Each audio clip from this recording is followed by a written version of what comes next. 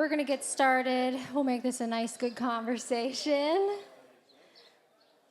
And again, we're going to talk about plant medicine, entheogens, mind-body balance, interconnectedness. We have a superstar panel here that I'm going to introduce. We have Ron Millward of Balanced Veterans Network, William Padilla-Brown with mycosymbiotics, Leslie Avila with mycosymbiotics and Delightful, Ms. Jade Javon, who is a huge plant medicine advocate and a community healer. And we have Ms. Cheron Perry-Thomas with Altogether Now PA, DACO, and P3. And I am going to leave a little bit of room at the end to have her talk about what she's doing in the community.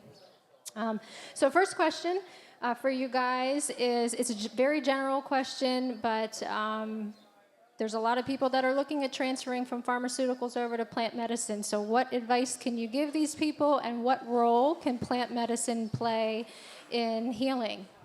Does anybody want to talk about that? Plant. Pass it along if you want to talk. Right on. Yeah, I've never really utilized many pharmaceuticals. So, first things first, check in with your doctor before you just straight drop whatever it is that you're on, because like cold turkey dropping some things can be actually kind of harmful. So that's something that I would recommend. And then as far as transitioning, I mean, we've been operating with a bioactive mushroom company since 2015. And when I say bioactive, I'm not necessarily talking about like psychedelic, but we work with a lot of mushrooms from which pharmaceuticals have been derived. We also work with a lot of plants from which pharmaceuticals have been derived because they have biological activity and biological efficacy. So there's a lot of research that you can look into. You can see maybe what it is you were taking the medicine for. Google Scholar is your friend. That's a different search engine than just Google. If you go type in Google Scholar, it'll take you a different search engine that will show you specifically research papers. So you can cross-reference whatever it is you were taking your medications for with, natural healing, plants, fungi, things like that. See what fungal compounds are being researched or have been researched and shown to be effective for what it is that you were utilizing a pharmaceutical substance for in the first place. Nature provides a lot of the times. I think it's kind of funny sometimes. I think we're just selling people like bottles of nature and little jars of nature and stuff like that for people that don't get into it as much, because a lot of the times the natural systems pretty much have what you need in there for whatever ailments that you're dealing with. Is probably, nature just trying to tell you something. Nature speaks in symbols. I'll end it with this. Terence McKenna said it best. I'll bring it up in every single one of my talks. DNA is protein syntax uttering itself into existence. We're literally in a living story. It is all in symbols. So everything that happens and everything that we see is literally life talking with us. So heed the messages. Oh, okay. Yeah, so in regard to starting your lifestyle with plants, I like to say, at least for us, we do everything planty. We have a plant shop. We sell plant-based products to places like Whole Foods and Wegmans. We use plant-based products, so everything we do is like really planty. We grow plants. It's all about plants for us. And so one of the things that I tell people when you're first starting off is make sure that you reach out to someone. I definitely agree with Google Scholarly, but being able to reach out to someone who's already living this lifestyle is really important. There are a lot of practitioners in Pennsylvania. One thing that I've learned is that most plants correlate with the organs of your body. So if the plant looks like a kidney, 9 times out of 10, it's great for your kidneys. So I just want to say that everything that you need is already here for you, and there is a plant for whatever it is that ails you and that you're looking for. And I'm going to pass it over. Love it. Man, this is absolutely beautiful, and I couldn't agree more. Plants are life. I personally have transitioned off of pharmaceuticals, and we've got a community of veterans that are definitely overprescribed and have fallen victim to the polypharmacy issues that occur in the VA healthcare system. And this is not a conversation around the pharmaceutical industry because we all know that that is rough. But what I believe these plants have been able to do is get us back in touch with ourselves. And so when you're able to start to find yourself a little bit more and you can have some healthy community to start having those conversations, to lean into some of the discomfort and really understand and truly find who you are, then, just like Will had said, you can start to realize why were you even using those medications in the first place, and then being able to start to change your thought processes as well. And so I honestly, these modalities they're not golden tickets, they're not problem or solutions to these problems. They're really just more information for us to learn about ourselves, to be able to then act, do some of the things that we see and integrate those into our lives to live better lives, for me anyway. And it has been one hell of a journey. I am nowhere near where I want to be, and I believe that it's through leaning into the discomfort and having a place to ask questions and community just like this, to be able to talk about some of those things that just maybe didn't feel right or you don't really understand. Because it's difficult. There's research coming, but it's not here, and we all still need to be able to understand what's happening. So I'll stop rambling. That was a very good ramble. I'm Jade, everyone, and my work is in anxiety, depression, and grief. My story looks like transitioning from 11 medications, 3 chronic illnesses, all with plant medicine, and using plants as a tool and a guide. And my number one starting point for that looks like connecting with a plant. So I have so many peers in my community. I own the only Black-owned, Black-funded yoga institute in the city. And so a lot of those folks hear my psychedelic journey, and they're like, oh, I want some of that. Where can I get a little piece of that offering?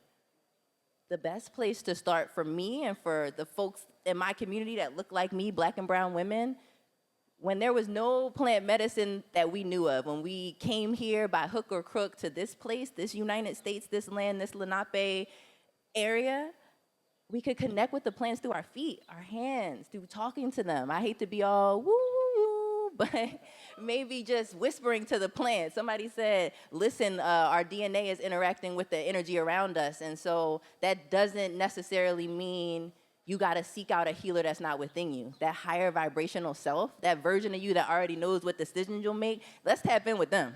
Let's hear what the game plan is. Let's see if there's any guidance living for you that you can access without reaching for something outside of yourself, because that's also within the comfort zone. Reaching for something outside of us also looks like the comfort zone of the pharmaceutical counter. It looks like the doctor's office. And so if you want to step away from those things, we got to step into this thing and do a little thing called self-study. And that's been my number one connection to the plants, is realizing wow, I don't know what origin story you believe in. I don't know if I've been here before, but I feel like I help to speak these plants into existence because these plants are healing me. They know what to do with my genes. I don't have to explain it. I don't have to organize it. I don't have to make the tincture the same way anybody on this panel would. And yet the way I intuitively know to make it is healing for me. So those tools have been the most beneficial, but of course, the guides around us are also responding to our DNA.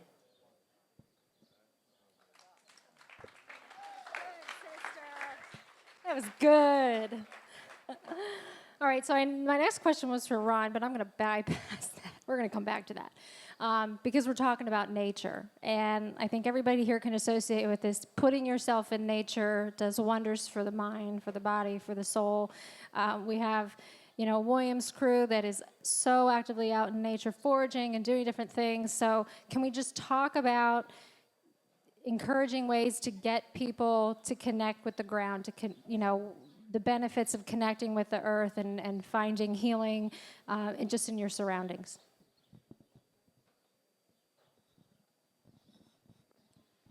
I think the best way to do it is to make it, one, cool, two, something that represents the individuals that need this kind of system the most, these kinds of connections the most.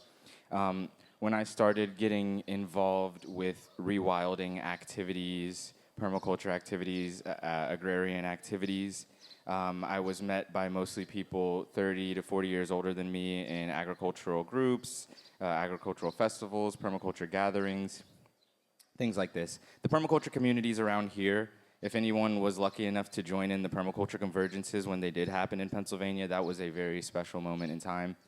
They were diverse. That's where I did meet a little bit more diverse people. But in 2015, we started our event, Mycosymbiotics Mushroom and Arts Festival, specifically to accommodate people like ourselves. And we called it a Mushroom and Arts Festival with the intention of making the event focused on ecological literacy, but also appealing to people that just want to go listen to music at night and have a good time, or just want to go see art. Also, you know, I have this one story I'll throw out there, and I'll try and be quick with it. I was teaching at an elementary school in Harrisburg. I was teaching a group of troubled boys that weren't allowed in the regular classroom about mushrooms and composting and things like this. And there was one boy that was sitting in the back of the classroom with his arms crossed the whole time. And at the end of the class, he said, "I look like a bum. Why would you listen to me?" And back then, I used to just have holes all in my pants. I'd be wearing no shoes. I was raggedy looking. I was always in the woods or always in the soil. And then I recognized that there's a whole group of people, and I came out of those realms, that are symbolically understanding success looking a certain way. So after that, you know, I just remembered where I came from. I started representing the culture, because in my psychedelic experiences, I thought that hip-hop was the devil. I thought that fashion was the devil. I thought I was going to go to, like, I grew up in the church. I thought I was going to go to hell for, like, half the shit I was doing, but, you know, I was learning shit, so it was good. But, you know, it was a lot to deal with. So I tried to throw all that stuff away and, like, just be one with nature and all that kind of stuff, but I figured that the best way to interact with people and the best way to get more people connected to nature was to represent nature, and then also translate that into English, which is a war language and very difficult to communicate emotions through. Yeah, so here we are translating nature into English in 2022 and making it look sexy. Hi, everybody. I'm Leslie. I'm with Mycosymbiotics and Delightful Company in Harrisburg. My advice and, like, I guess kind of like my perspective into, like, getting back out into nature is to make it very childlike. It doesn't have to be serious. You do not have to know what plant you are looking at yet. If you are interested in that, go study it. But, like, if you just want to start, just go out and walk and stare at things. Like, be weird and be cool and be fun. And, like, I remember on one of my psychedelic trips, I was, like, staring at the grass for a very long time.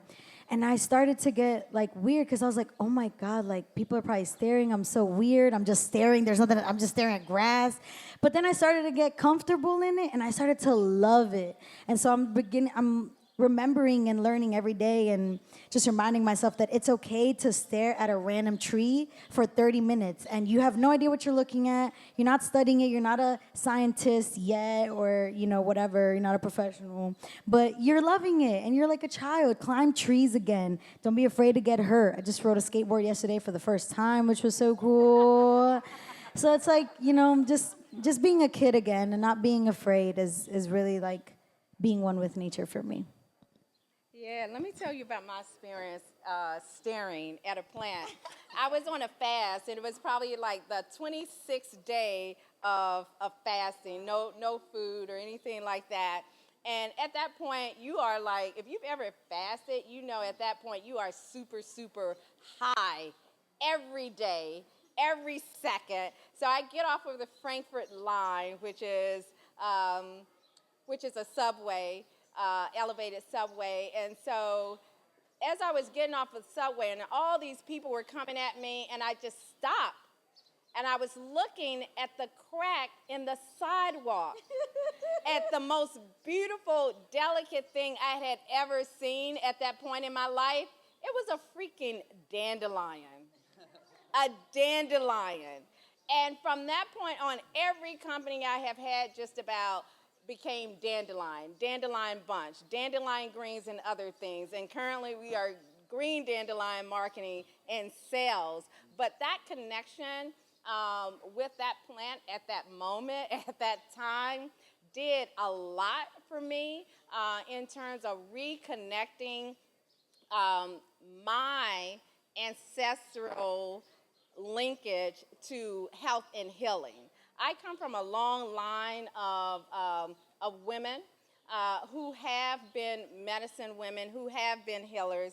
My grandmother's grandmother, who was an enslaved African, was a healer. She delivered my grandmother, and she delivered many other people. This is what she did. She took plants like that dandelion and made medicines to heal people. And so I think that the more we do connect with plants, the more we connect with the earth, the more we respect it, the more we respect each other, the more we respect animals. Because at the end of the day, if we don't have this connection of respecting life, then what are we? What are we? A piece of paper? That's it. So we have to have this connection. And when you look at almost every plant medicine healer, from Dr. George Washington Carver, he let the plants talk to him. The person who discovered aromatherapy, lavender, he's in the lab, he gets burned. What does he do? Oh, lavender. Lavender is calling him. He sticks his hand in there. He becomes healed almost like overnight, and we now have aromatherapy. So making these connections with these plants, it allows us not only to help and heal ourselves, but also to help and heal the nation, because we are too disattached. We are not connected to this planet. We're not connected. That's why we're making bad choices. So we have to make these connections. I'm a trail runner. I've been running in the Wissahickon for probably the last 15 years.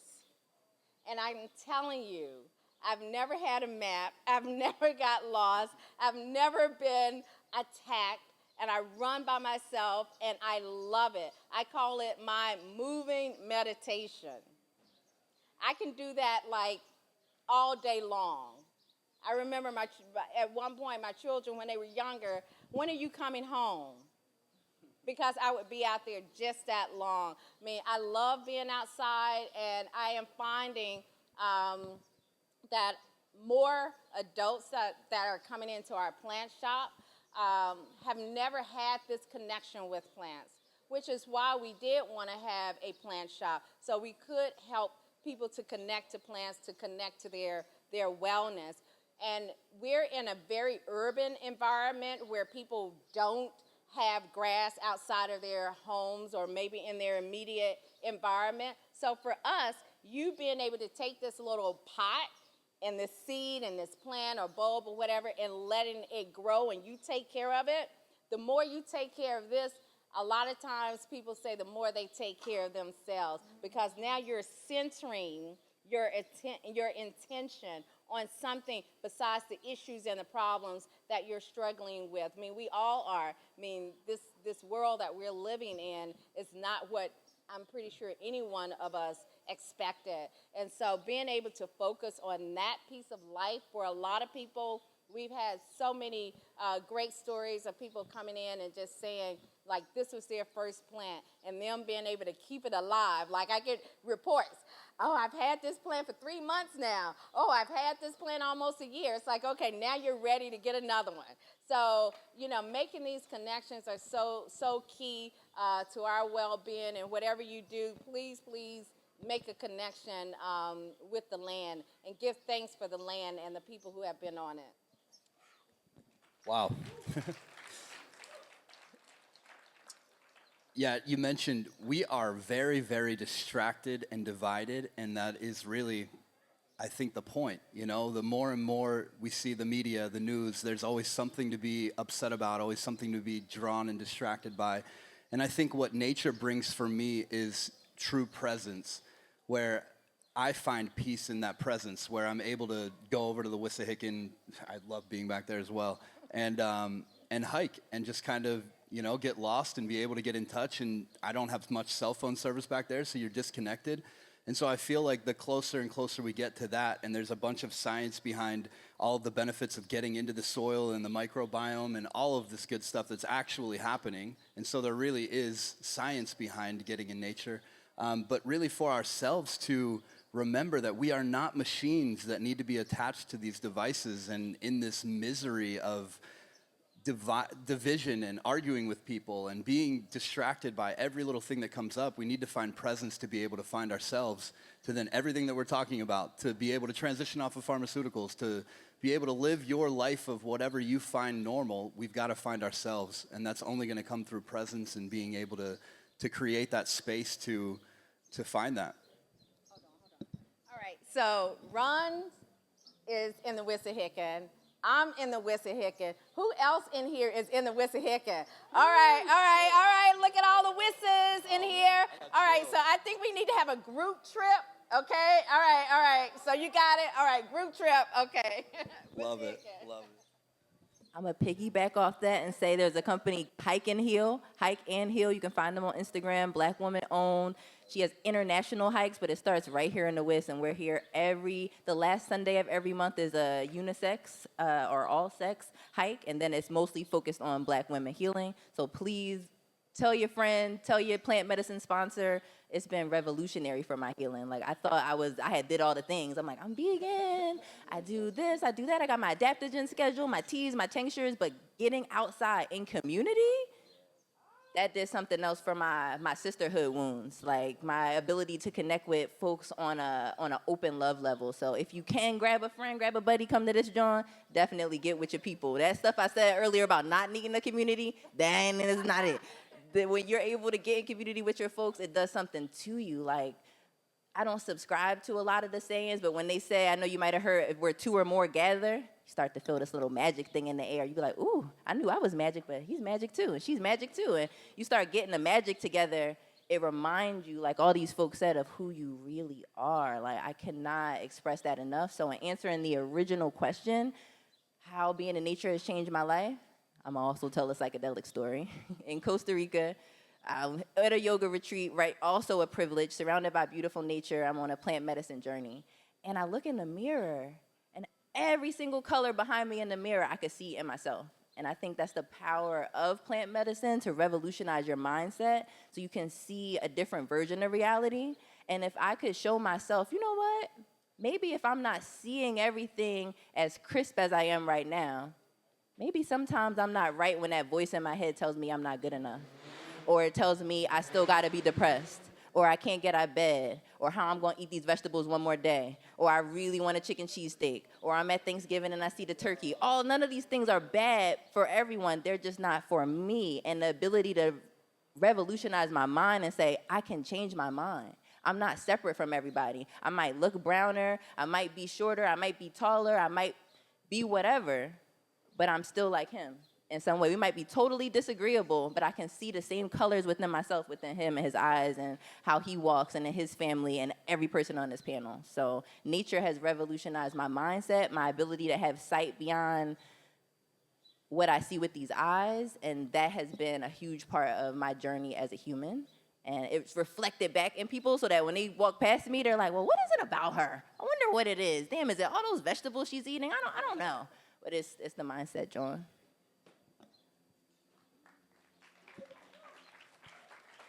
I love this conversation. Woo! All right, so we're going to do one more question, and then I really just want to hand the mic to you guys and just let you talk about your work, let you talk about your passion, let you talk about your community and what you can do to help these people. So one more question, and then it's just free talk. So there's a lot of talk, right, in the medicalization of psychedelics, and the absence of the respect for the indigenous roots and where it came from, and pharma, that whole conversation. But how can we pay tribute to the civilizations that paved this path and practice acts of reciprocity and inclusion? Like, how can we do that? How can we continue to push that narrative in light of the medical discussion?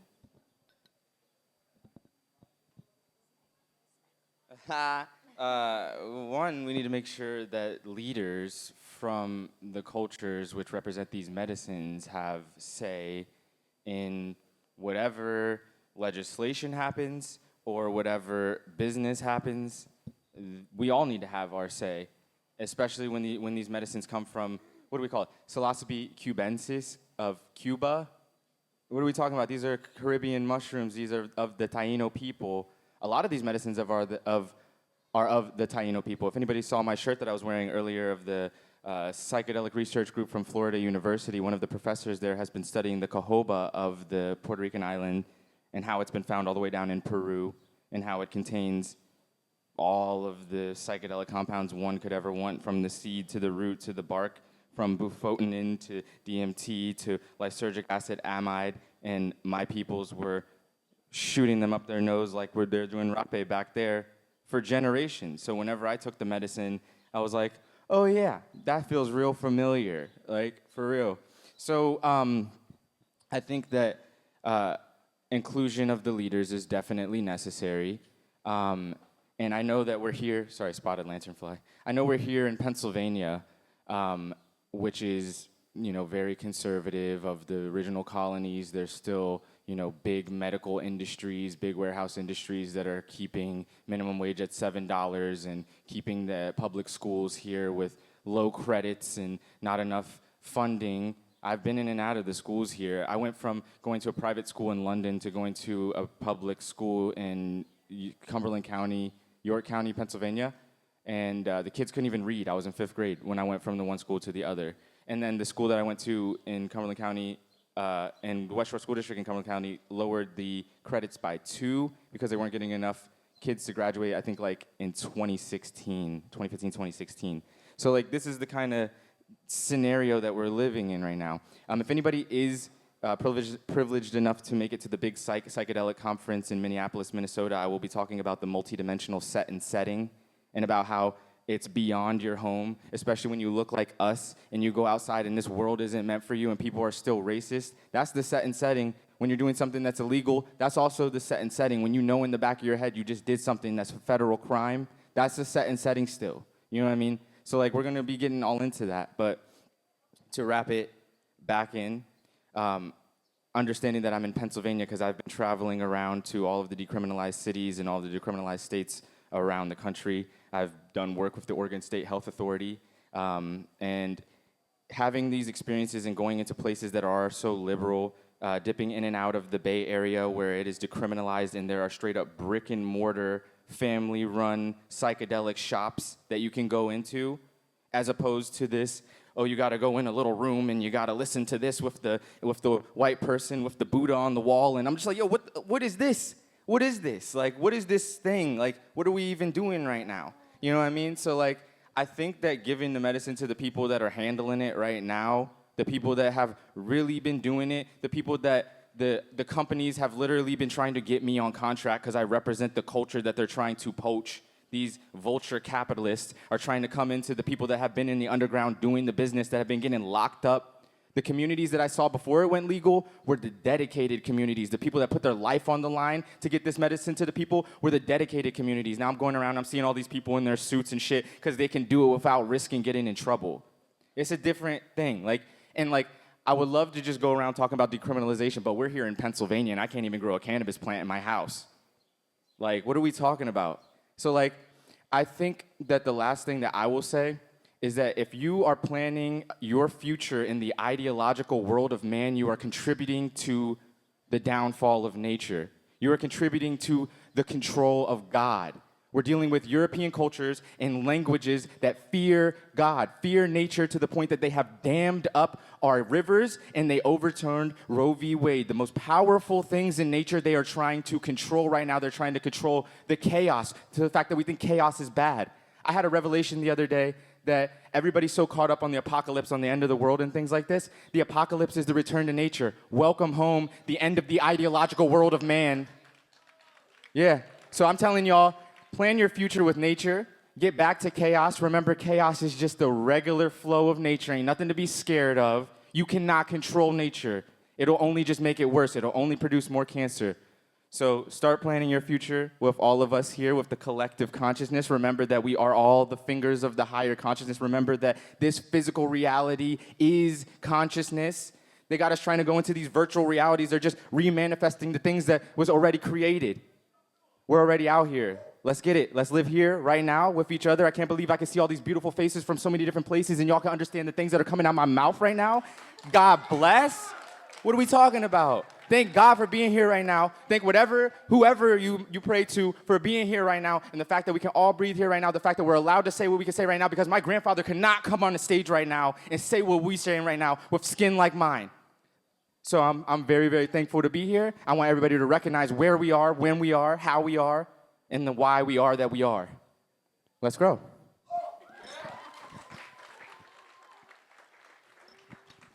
So let's all take a moment. You can close your eyes or keep them open. But to tap back into breath, because what Will just brought to us is real shit. Our ancestors couldn't finish this work. And I am here trying to tap into a lineage that was called crazy, that was called salvajes. They were made to put their hair in braids. They were trying to control us. They put shoes on our feet. They made us stop speaking our language. And we were ashamed and embarrassed to be who we were. So whenever you do this work, remember the people who couldn't do this work, who got killed doing this work, who got oppressed, who got pushed down into the corner trying to do this work. And it's really hard to tap back into that sometimes for me, because I don't have any living grandmothers that can tell me to my face, you're doing a great job, thanks for carrying this on. My parents think I'm crazy, everyone, you know what I'm saying? But like, I have to remember the healer within, tap into myself, and talk to my ancestors, because I know I'm doing that work for us. For the past, I'm healing my lineage, and I'm also healing my lineage in the future. I'm healing my grandkids. I'm healing their grandkids. I'm healing everyone who's coming after me and who came before me. So the best way, in my opinion, for you to honor the people who started this plant work is whenever you are going to ingest psychedelics, whenever you're talking about psychedelics, I don't care if it's a conversation with a stranger, talk about the people who were doing this in their house centuries ago, who are not alive here today, who were not documented at all. Maria Sabina is one of the oldest curanderas that we have on document, on paper. But that's not the oldest curandera that there was. We don't even know their names right now in the English language, but we can feel them. So whenever you're thinking about nature, psychoactive plant medicine, non-psychoactive plant medicine, just remember that even if you can't speak their name in English, their spirit is very well and alive in the sun that rises and in the moon that falls at night. Thank you for that. Yes. Yeah, I like to say RRC. Research, we're in this age of information. The information is there. You have to tap into it. If it's on the internet, if it's people around you, if it's through your intuition, it's research, recognize what it is, digest it, and respect. Respect those who have come, those who have sacrificed, those who have done this work. And most importantly, that C, centering those people. Centering those people. Like you, the same thing. I mentioned earlier, I come from a lineage of women who were plant medicine women. And I'll never forget the first time. I have 1,000 stories. If you know anything about me, you reach old enough, you'll have 1,000 stories too. But it was my first plant-based dinner for all the women in my family, and I'm excited because I'm like, ooh, yes. And it was spaghetti, not even that serious back then, because then all we had was like tofu. Okay? And it wasn't even that serious. It was spaghetti with no meat in it. So next thing you know, it's kind of quiet around the table, and then my grandmother starts bawling. I tried to save your mama from this stuff. And then my aunt starts crying, my mom starts, everybody at the table is crying, all because of this plant-based meal. But I understand now it was a rejection of that culture, that rejection of the culture that they had passed on to me. And so we have to understand that those people who are not seeing the way that we see right away, it's not because they don't like us or that because they don't love us. They do. We are in a culture where everyone wants to fit in. And especially when it comes to those who are older than us, they want it to be easier for us than it was for them. So all those people who sacrificed with this plant medicine, it wasn't easy for them. It was not easy for them. It was easy for the people who were going into the pharmaceutical, and I am a pharmaceutical student right now, okay? So I am not anti-pharmaceutical, but I understand that those things have a place. But most importantly, I also understand where plant medicine has. It has a huge role in every culture. Every culture has a huge role, and we have to embrace that. Yeah, well, I think we logically try to put everything into a box, and we want to make sense of like what these modalities are, and we live in America, so capitalism's real, and we've got pharmaceutical industries trying to make money on these modalities, and I think that where we're missing all of it and what we've talked about, and I've just got to stop and say there is some serious energy on the stage, and I'm so honored and fucking grateful to be on this platform. Thank you so much, and for all of the work that y'all do.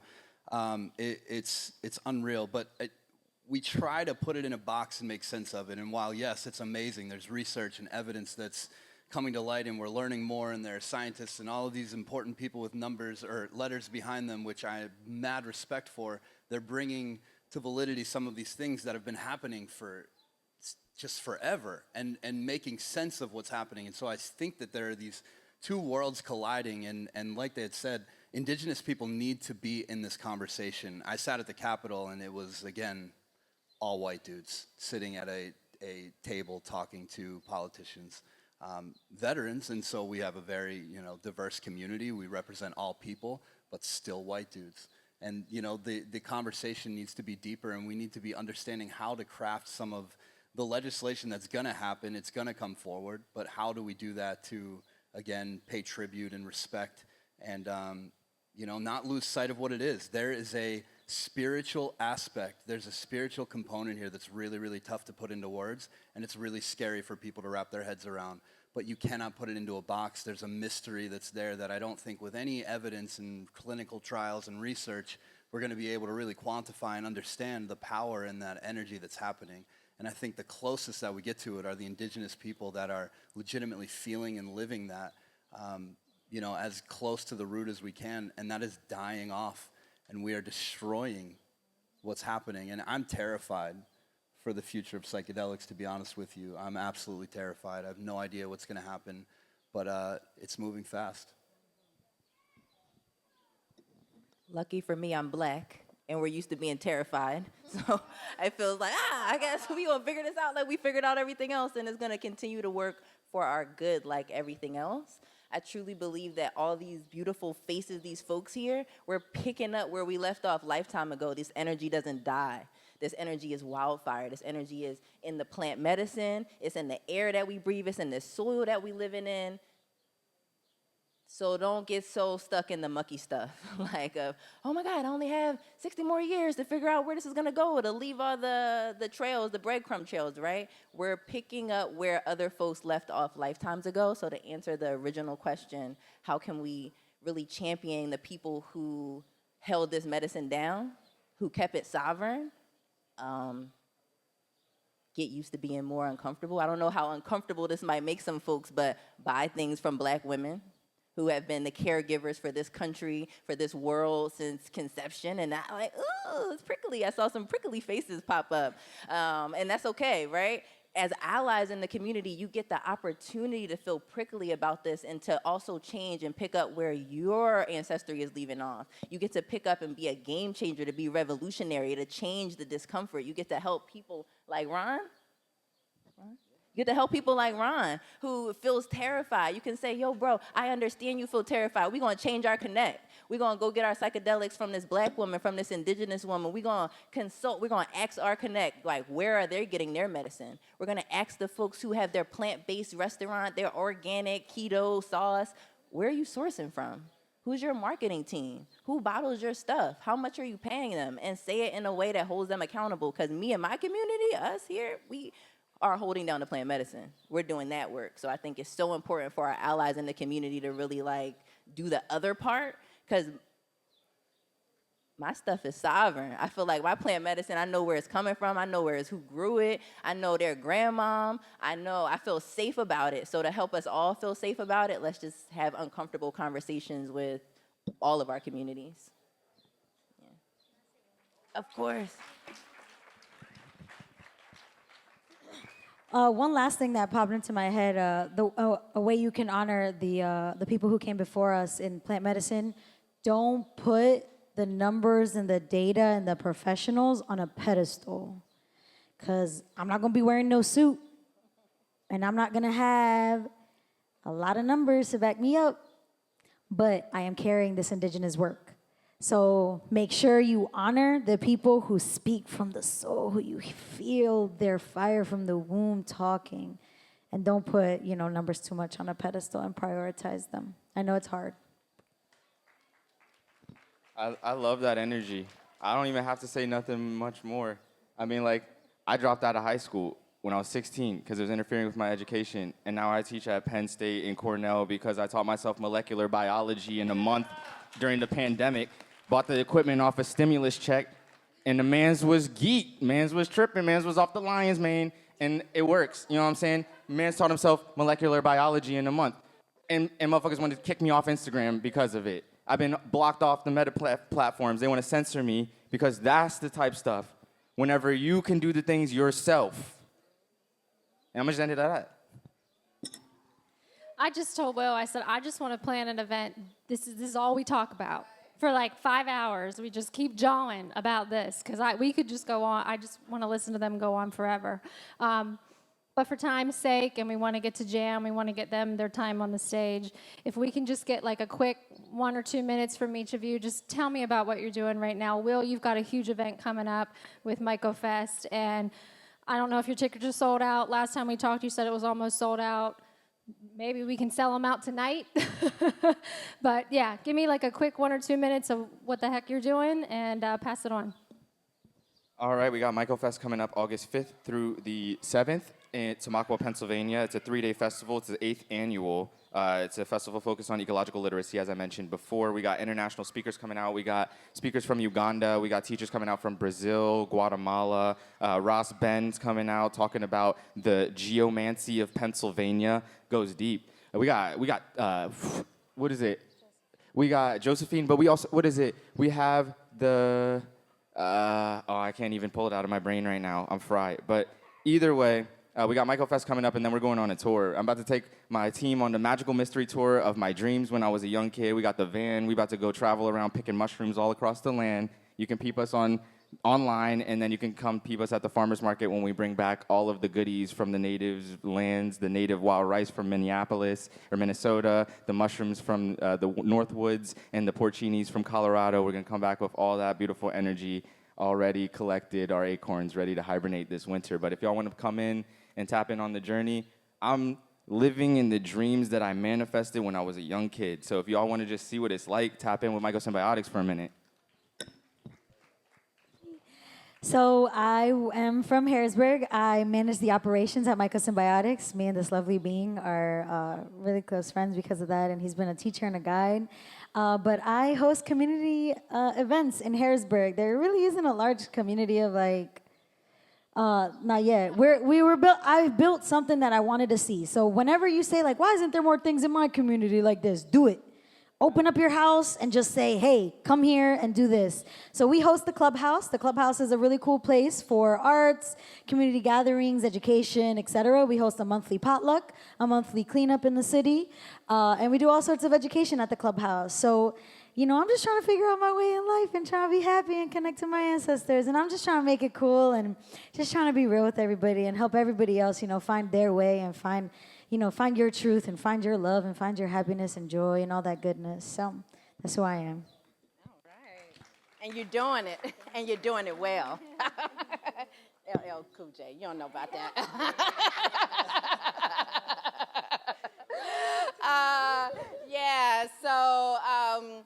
So I have a couple of hats. I'm the founder of Black Cannabis Week. I'm also the co-founder of the Diasporic Alliance for Cannabis Opportunities. This year is our fifth year of having a conference at Temple University. It's totally free. So if you're free the third week of September, definitely come through. I'm also the plant medicine chair for All Together Now Plant Medicine Committee. So we have a campaign right now called P3, which stands for Pot Profits for Pennsylvania. If you know anything about cannabis in Pennsylvania, we only have a medical, stop laughing, we only have a medical program, and that program is owned by multi-state operators, and so we want to ensure an inclusive cannabis economy for Pennsylvanians. And so that's our number one. We already have legislation written. We already have a state rep that is ready to introduce this.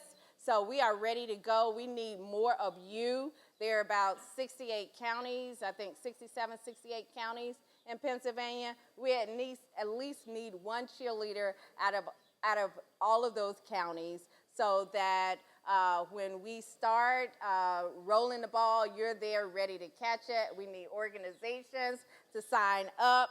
I know that the Montgomery County Normal has already signed up as one of the partners. Back there, yes, Montgomery County Normal. So we just want to, again, make sure that the medicine, the plant medicine goes to the people and it's in the people's hands and not in the hands of big corporations. So that's what we're working on, and we have some cards right over here. Full support, by the way. Yeah. And thank you again to the SPORE group and everybody for putting this together, Decriminalize Nature. This has been really amazing, really beautiful to see all day. My name's Ron Millward, founder of Balanced Veterans Network. We're a 501c3 nonprofit. We help connect veterans and their families to all alternative therapies, and so we do that through a variety of initiatives.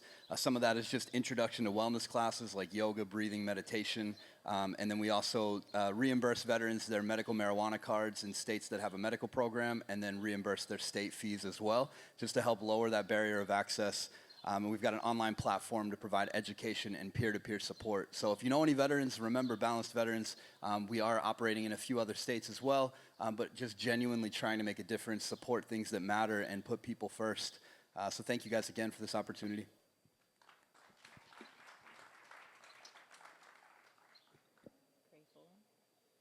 Really grateful and honored to be on the panel with these beautiful humans and all these unique testimonies. My name is Jade Javon, and I teach the tools that saved my life, that dragged me out of anxiety, depression, and grief. 11 medications, 3 uncurable diseases, 2 chronic illnesses, one of them autoimmune, and it started by eating plants. And that sounds so small in theory, like, oh, you never had plants before? I never had a carrot before I went to college. I grew up in West, and I never had a carrot before I went to college. I saw a garden, and the person said, I'm throwing all this stuff away. I was like, I wonder if I can eat it. It looks like something that was Swiss chard. And then that one plant, like you said, you had that beautiful dandelion story. One plant revolutionized my life. So you don't have to get to know all the plants in the diaspora. Eating one thing helped me change my mindset around myself and how I felt. And then before I knew it, I honestly didn't care about the animals when I started eating the vegetables. Then I started caring about the animals. Then I started caring about the sky. I started caring about the city. I started caring about my peers differently. I own the only Black-owned, Black-funded, internationally certified yoga institute in the city. We're called Yoga Chitta. CHITTA. You can learn more about us at yogachitta.org, and we have an organization that supports folks from all over learning the tools about yoga, yoga science, yoga philosophy. So if there's any way that I could help, be of service, and any way that my team, my students can come out and volunteer and help to get these sciences close to people who need it, I'm here. So please follow me, find me, send the smoke signal in the air. They know where I be at. Jade Javon on everything. Can we get a big round of applause for these guys? And a very humble thank you again to everybody who came out today to support these discussions.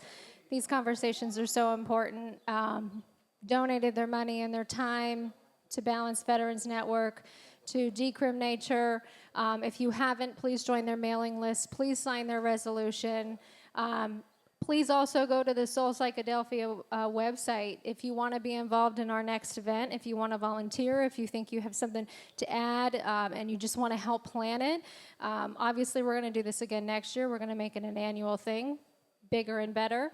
But if you want to get involved in locally, please, please give us, please send me an email. You can hit contact and